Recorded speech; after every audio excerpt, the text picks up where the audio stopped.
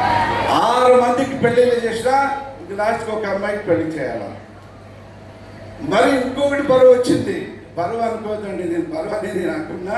నా మనవరాలు వచ్చింది, మరి ఈశ్వర్ కూతురు మరి మనవరాలు వచ్చింది.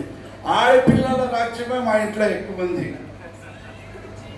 కాబట్టి స్వేచ్ఛగా ఉండాలని, మీకు ధైర్యంగా ఉండాలని ఆడపిల్లల ఒక తండ్రిగా మీకు ఒక మాట ఇస్తున్నా.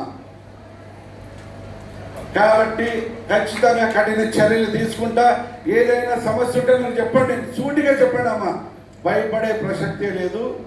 కాబట్టి మనకు కూడా పోలీస్ యంత్రాంగం కూడా చాలా బ్రహ్మాండంగా పనిచేస్తుంది.